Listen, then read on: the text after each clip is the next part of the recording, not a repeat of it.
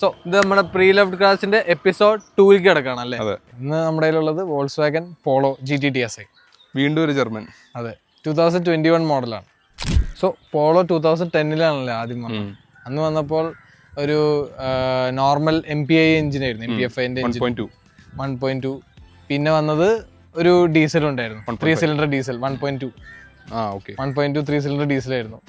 പിന്നെ എവൻച്വലി അവര് ലുക്കിൽ അങ്ങനെ വലിയ മാറ്റങ്ങൾ വന്നിട്ടില്ല. പക്ഷെ ആ ഒരു ഹെഡ്ലൈറ്റ് ഒന്ന് കുറച്ച് നന്നാക്കി, ബാക്കിൽ ഗ്രില്ല് ചേഞ്ച് ആയി, പിന്നെ ആ ഒരു ഇൻഡിക്കേറ്റർ പ്ലേസ്മെന്റ് മാറി, സട്ടിൽ ചേഞ്ചസ് മാത്രമേ വന്നിട്ടുള്ളൂ. പിന്നെ ബ്ലാക്ക്ഡ് ഔട്ട് ലുക്കിലൊക്കെ GT-TSI ഇറങ്ങി 2015-16 ആ ടൈമിൽ. അപ്പൊ ഒരു 4 സിലിണ്ടർ 1.2 ലിറ്റർ പെട്രോൾ എഞ്ചിൻ വന്നു GT-TSI. ഇന്റീരിയറിലെ ഡാഷ്ബോർഡിലെ ഇൻഫോർടൈൻമെന്റിന്റെ ഭാഗത്ത് മാത്രം ഒരു ചേഞ്ചസ് വന്നിട്ടുണ്ടായിരുന്നു. പിന്നെ ഡീസലും വന്നു, GT-TDI വന്നു, 1.5 ലിറ്റർ TDI വന്നു, അങ്ങനെ കുറെ ചേഞ്ചസ് ആയിട്ടും വന്നു. പക്ഷെ ഓട്ടോമാറ്റിക് എന്തൂസിയാസ്റ്റ് വന്നത് ഈ ഒരു 1 ലിറ്റർ TSI മാത്രം. 1.2 GT-TSI വന്നു. പിന്നെ 1 ലിറ്ററിലായി, ലാസ്റ്റ് ആയപ്പോ 1 ലിറ്ററിലായി. പിന്നെ ഫീച്ചേഴ്സ് ഒക്കെ ലാസ്റ്റ് ആയപ്പോഴാണ് വന്നത്. പിന്നെ ഇന്റീരിയറും കുറച്ച് ഒരു വ്യത്യാസങ്ങൾ വന്നത്. സോ ഇനി നമുക്ക് ഡ്രൈവില് പറയാം. സോ ഇന്ന് ഒരു സ്പെഷ്യൽ കാറാണ്, മുസ്തഫയുടെ ഒരു ഫേവറേറ്റ് കാറാണ് അല്ലേ, വോൾസ്വാഗൻ പോളോ. സോ ഇതിനൊരു പ്രത്യേകത ഉണ്ട്, ഇത് നോർമൽ സ്റ്റോക്ക് പോളോ അല്ല, ഇത് സ്റ്റേജ് 2 ട്യൂൺഡ് കോഡ് 6 ആണ്. അപ്പൊ നമുക്ക് ഇതിന്റെ ഒരു വിശേഷം പറയാം. എന്താ അല്ലേ, ട്യൂൺ ചെയ്തപ്പോ തന്നെ വണ്ടിയുടെ ബിഹേവിയർ മൊത്തം മാറി. ഇത് സ്പെസിഫിക്കലി പറയുകയാണെങ്കിൽ അറ്റ് സ്റ്റോക്ക് ഇത് 1 ലിറ്റർ GT-TSI ആണ് വിത്ത് 6 speed ടോർക്ക് കൺവെർട്ടർ. പറയാം അതിന്റെ നോർമൽ സ്റ്റോക്ക് കണ്ടീഷനിൽ തന്നെ 110 bhp-യും 175 Nm ടോർക്കാണ്. ഇത് കോഡ് 6 ട്യൂൺഡ് ആയതുകൊണ്ട് 150 bhp and 250 Nm ടോർക്ക്.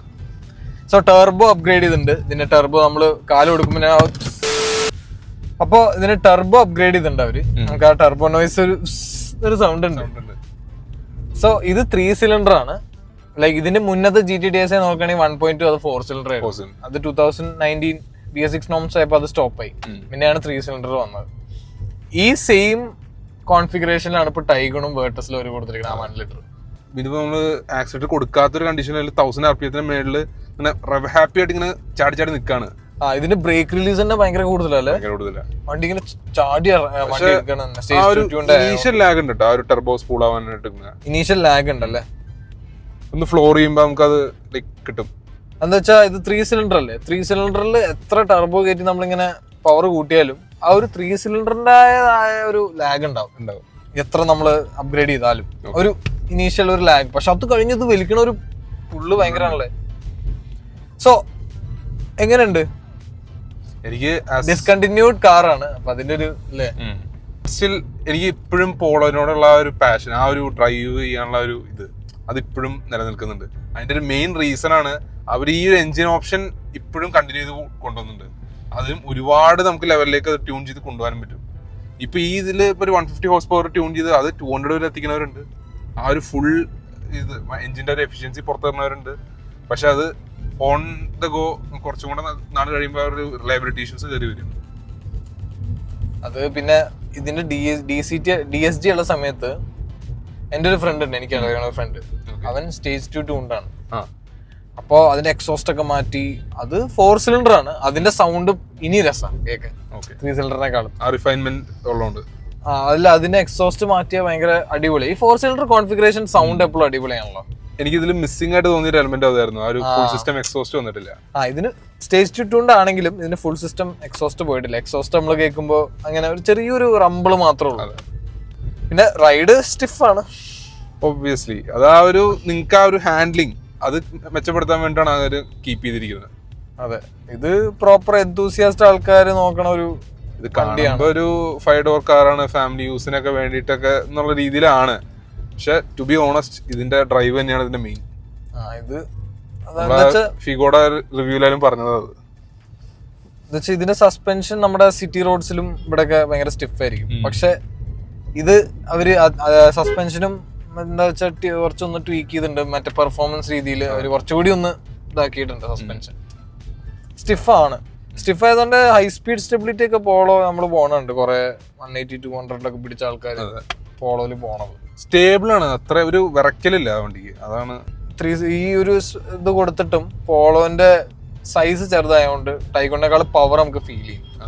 അപ്പോ ഇത് ഇതിന്റെ കളർ എനിക്ക് ഭയങ്കര ഇഷ്ടപ്പെട്ടു. ആ ബ്ലൂ, അത് ലാസ്റ്റ് ഒക്കെ ആയപ്പോഴാണ് അവർ ആ കളർ വന്നത്. നമ്മള് ഇപ്പൊ മാർക്കറ്റിൽ പല കാസും ഡ്യുവൽ ടോണിലൊക്കെ കണ്ടിട്ടുണ്ട്. പക്ഷെ അത് ശരിക്കും ഡ്യുവൽ ടോൺ എന്ന് പറയാൻ പറ്റില്ല. കാരണം പുറമെ മാത്രമാണ് ആ ഒരു റൂഫിലൊരു കളർ, ബോഡിക്ക് ഒരു കളർ അങ്ങനെ കണ്ടിട്ടുള്ളൂ. ഇതിലാണ് റിയൽ ഡ്യുവൽ ടോൺ എന്ന് പറയുന്നത്. ലൈക്ക് ബ്ലൂവും ബ്ലാക്കും മാത്രം ഇതിന് ഇൻസേർട്ടിലായാലും ഔട്ട്സ്കേർട്സിലായാലും ഉള്ളൂ. നല്ലൊരു കളർ, എനിക്ക് ഭയങ്കര ഇഷ്ടമാണ് ഈ ബ്ലൂ കളർ. റെയറും ആണ്, നല്ലൊരു പ്രീമിയം കളറാണ്. പണ്ട് GT പറഞ്ഞ റെഡ് ആയിരുന്നു, റെഡും വൈറ്റും. റോട്ടിക്കാണ് ഈ ഒരു കളർ നല്ല റെയർ മാത്രല്ല, ഒരു ലുക്ക് ഉണ്ട് ബ്ലൂവിന്. എനിക്ക് ബ്ലൂ കുറച്ചുകൂടി ഇഷ്ടപ്പെട്ടത്. പിന്നെ ഇതില് സ്റ്റേജ് 3 JBL സിസ്റ്റം കയറ്റിയിട്ടുണ്ട്, സ്പീക്കർ. അതേപോലെ റൂഫ് മൊത്തം ബ്ലാക്ക് ഔട്ട് ചെയ്തു. പിന്നെ സീറ്റ് മാറ്റിയിട്ടുണ്ട്. സീറ്റ് ഒരു വലിയൊരു സീറ്റ് കയറ്റിയിരിക്കണം. പിന്നെ ഈ ഒരു ഇൻഡിവിജ്വൽ ആംറസ്റ്റ് കയറ്റിയിട്ടുണ്ട്. പിന്നെ ക്യാമറ കയറ്റിയിട്ടുണ്ട്. ടച്ച് സ്ക്രീൻ വേറെയാണ്, സ്റ്റോക്ക് ടച്ച് സ്ക്രീൻ അല്ല. ലൈക്ക് നമ്മൾ പോളോയിൽ ഇല്ല എന്ന് പറഞ്ഞ പല ഫീച്ചേഴ്സും ഇതിൽ കൊടുത്തിട്ടുണ്ട്. അവര് കുറെ കസ്റ്റമൈസ് ചെയ്തിട്ടുണ്ട് ഔട്ട് മാർക്കറ്റിൽ നിന്ന്. പിന്നെ ഫ്രണ്ടിൽ ക്യാമറ കൊടുത്തിട്ടുണ്ട്. പിന്നെ ഈ മൈക്ക് ക്വാളിറ്റി ഇംപ്രൂവ് ചെയ്യാനായിട്ട് മൈക്ക് പ്ലേസ്മെന്റ് കൊടുത്തിട്ടുണ്ട് സെപ്പറേറ്റ്. പിന്നെ അകത്ത് കുറെ സംഭവങ്ങൾ അവർ ചെയ്തിട്ടുണ്ട്. പുറത്ത് അങ്ങനെ സ്റ്റോക്ക് കണ്ടീഷൻ അങ്ങനെ ലുക്ക് വലിയ വ്യത്യാസം വരുത്തിയിട്ടില്ല. ബ്രേക്സ് ഒന്ന് അപ്ഗ്രേഡ് ചെയ്തിട്ടുണ്ടെന്നാണ്. എന്താ നല്ല ബൈറ്റ് ഉണ്ട്. അല്ല, സ്റ്റേജ് 2 ട്യൂണാണ്. അപ്പൊ നമുക്ക് ഇതിന്റെ പവർ ഡെലിവറി നോക്കാം. ആ സൗണ്ട് മാറിയണ്ട, സൗണ്ട് മാറിയപ്പോ തന്നെ ഒരു പുഷ് ബാക്ക് ഉണ്ട്. നല്ല സൗണ്ടാ. ആ ഒരു ടർബോന്റെ ഒരു നോയ്സിന് ഒരു ചെറിയ വ്യത്യാസമുണ്ട്. അടാ, നമ്മള് ഡീസൽ റേറ്റ് ചെയ്യുമ്പോ ഒരു ടർബോന്റെ നോയ്സ് ഉണ്ട്, അങ്ങനത്തെ ഒരു സൗണ്ട് വരുന്നുണ്ട്. ബ്രേക്സ് എനിക്ക് തോന്നുന്നുള്ളത് സ്റ്റോക്ക് ബ്രേക്ക് ആണ്. ബ്രേക്ക് അവര് മാറ്റിയിട്ടുണ്ട്, സെറാമിക് ബ്രേക്സ് കയറ്റിയിട്ടുണ്ടാവും. പിന്നെ ഇങ്ങനത്തെ ബാറ്ററി റോഡ്സ് വരുമ്പോഴാണ് ആ സ്റ്റിഫ്നെസ് അറിയണം വണ്ടിയുടെ സസ്പെൻഷൻ സൈഡ്. സോ അപ്പാണ് നമ്മളിത് പറയേണ്ടത് ആർക്കാ വേണ്ടത്.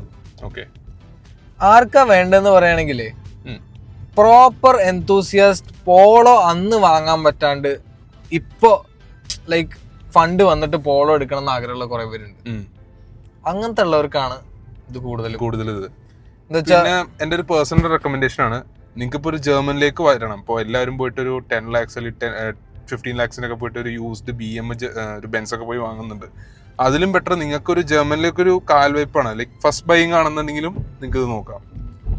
കുറച്ചൊരു യൂസ്ഡ് ആവും ജർമ്മൻസിനെ പറ്റിയൊക്കെ. ഒരു മെയിൻ്റനൻസ് ആയാലും ഒരു കൊണ്ടുനടക്കുന്ന ഹാൻഡ്ലിങ് എല്ലാം വെച്ചിട്ട്. പിന്നെ നമ്മളിതിൽ ഫുൾ എക്സോസ്റ്റ് പറഞ്ഞില്ലേ, അത് ചെയ്യാത്ത ചിലപ്പോൾ MVDക്ക് ഇഷ്യൂസ് വരാണ്ടിരിക്കാനായിരിക്കും. അതുകൊണ്ട് നിങ്ങൾക്ക് ഇത് വാങ്ങിയാലും പ്രശ്നമില്ല. അതാണ് ഒരു മെയിൻ ഒരു ഹൈലൈറ്റ്. പിന്നെ ഇത് മേടിക്കുന്ന ആൾക്കാർ എന്തായാലും ഇതിന് കുറച്ച് പൈസ കയ്യിൽ വെക്കണം. ഇതിപ്പോ സ്റ്റേജ് 2 ട്യൂൺഡ് ആയതുകൊണ്ട് കമ്പനിയിൽ വാറണ്ടിയും പ്രശ്നങ്ങളുണ്ടാവും. അപ്പൊ നമ്മൾ ഔട്ട്സോഴ്സ് ചെയ്ത് ബെസ്റ്റ് നല്ല സ്ഥലം നോക്കുക. സർവീസിങ് ABS സെൻസർ ആണ് ഏറ്റവും കൂടുതൽ പോളോന് കേട്ടിരിക്കണം. പറയുമ്പോ ഇതിന്റെ അപ്പർ സെഗ്മെന്റ്സ് വണ്ടികളെക്കാളും ഇതിന് കൂടുതലാണ് ABSന്റെ ഒരു ഇഷ്യൂ. അപ്പൊ അതിനൊരു കെയർ കൊടുത്താൽ മതി. ലൈക്ക് നിങ്ങൾക്ക് ഒരു ക്യാഷ് ഇതിൽ കൈ വെക്കണം സെപ്പറേറ്റ്. അങ്ങനെയാണെങ്കിൽ നിങ്ങൾക്ക് ഈസിലി മെയിൻറ്റെയിൻ ചെയ്യാം. പിന്നെ ഇഷ്യൂസ് വരുമ്പോൾ അപ്പോൾ റെക്ടിഫൈ ചെയ്യുക. ഏറ്റവും ബെസ്റ്റ് ഇഷ്യൂസ് ഒക്കെ വരുന്നതിന് മുന്നേ നിങ്ങൾ ടൈമിൽ മെയിൻറ്റെയിൻ ചെയ്ത് കൊണ്ടു നടക്കുക. അതാണ് സെൻസേഴ്സ്. പിന്നെ നമുക്കൊന്നും ചെയ്യാൻ പറ്റില്ല, അതപ്പോ തന്നെ മാറും. അത് മാത്രമല്ല 2021 മോഡലാണിത്. ഇന്നും ആ ഒരു മോഡലിൽ എടുത്തവർക്ക് പ്രോപ്പർ ടൈം സർവീസ് ചെയ്യുന്നതുകൊണ്ട് എക്സ്റ്റെൻഡ് ചെയ്ത് വാറണ്ടി കൊടുക്കുന്നവരുണ്ട്. പിന്നെ മൈലേജ് സംസാരിക്കാണ്ടിരിക്കണതാണ് നല്ലത്. എന്താ വെച്ചാൽ ഇത് ഇതിന്റെ സ്റ്റോക്ക് തന്നെ ലൈക്ക് നമ്മൾ പഴയ DSGക്കാളും ബെറ്റർ ആണ്. 1 ലിറ്റർ 1.2 വളരെ കുറവാണ് ടോർക്ക് കൺവെർട്ടർ ആയതുകൊണ്ട്. ഇത് ടോർക്ക് കൺവെർട്ടർ ആയതുകൊണ്ട് കുറച്ചും കൂടി മൈലേജ് ഉണ്ട്, എന്നാലും കുറവാണ്. പക്ഷെ സ്റ്റേജ് 2 കൂടി ആയാൽ പിന്നെ അതെ, മൈലേജ് പിന്നെ നോക്കിയിട്ട് ഒരു കാര്യമില്ല, ഒട്ടും കിട്ടില്ല. പക്ഷെ നിങ്ങൾക്ക് ആ ഒരു പോളോ ഫാൻ ബേസ് ഉള്ളവർക്ക് ഇത് ബെസ്റ്റ് ആണ്. എന്താ വെച്ചാൽ ഇതിപ്പോ അത്ര വർഷമായിട്ടില്ല, ഇത് ജസ്റ്റ് 2021 മോഡലാണല്ലേ. അതാണ് ഒരു മെയിൻ കാര്യം. പിന്നെ കോമ്പറ്റീറ്റേഴ്സ് നോക്കുമ്പോ ഫിഗോവും പുണ്ടോ ആണ് മെയിൻ അല്ലേ. പക്ഷെ ഈ ലാസ്റ്റ് ഇറങ്ങിയതിൽ ഈ ഒരു പെട്രോൾ ഓട്ടോമാറ്റിക് എന്തൂസിയാസ്റ്റ് വേണമെങ്കിൽ പോളോ മാത്രമേ ഉള്ളൂ. ഫിഗോയിലായാലും അഗൈൻ മാനുവൽ ഡീസൽ. പുണ്ടോല് പിന്നെ ഓട്ടോമാറ്റിക് ഇല്ല.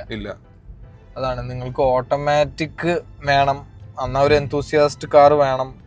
പിന്നെ വോൾസ് വാഗൻ ഒരു ഫാൻ ബേസ് എന്തെങ്കിലും ഉള്ളവർ കുറെ പേരുണ്ടാവും, അവർക്കാണ് ഇത് മെയിൻ വേണ്ടത്. അങ്ങനെ നോക്കുകയാണെങ്കിൽ പോളോ ഒരു ബെസ്റ്റ് ചോയ്സ് ആണ്. ഇതിപ്പോ സെയിലിന് ഇട്ടിരിക്കുന്ന വണ്ടിയാണല്ലേ നമ്മൾ റിവ്യൂ ചെയ്യണത്. നമ്മൾ സെക്കൻഡ് ഹാൻഡ് മാർക്കറ്റ് നോക്കുകയാണെങ്കിലും പോളോന് ഒരു GT-DSi അത്യാവശ്യം വാല്യൂ ഹോൾഡ്, അത്യാവശ്യം നല്ല രീതിക്ക് വാല്യൂ ഹോൾഡ് ചെയ്യുന്നുണ്ട്. എസ്പെഷ്യലി ലാസ്റ്റ് ഇറങ്ങിയ മോഡൽസ്.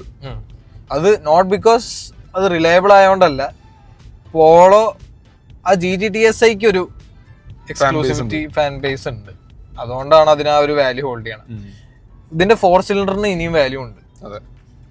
ഇതിപ്പോ പുത്തൻ വണ്ടിയാണ്, ലൈക്ക് 3 വർഷമല്ലേ ആയിട്ടുള്ളൂ, 3-4 ഇയേഴ്സ് ആയിട്ടുള്ളൂ. അതുകൊണ്ട് ഇതിപ്പോ 1 ലിറ്റർ ഒക്കെ ആ ഇറങ്ങിയ ടൈമിൽ 11 lakhs ആയിരുന്നു അല്ലെ, 11-12 lakhs ആയിരുന്നു. സെക്കൻഡ് ഹാൻഡ് നോക്കുകയാണെങ്കിൽ ഒരു 9-8 ആ റേഞ്ചിൽ ഉണ്ടാവും. Again depending on the condition അത് വേരി ചെയ്യാം. പിന്നെ അതൊരു മോഹവിലയാണ്, ചിലർക്ക് അത് അത്രയും ഒരു ഇതുണ്ടാവും സ്പെഷ്യൽ.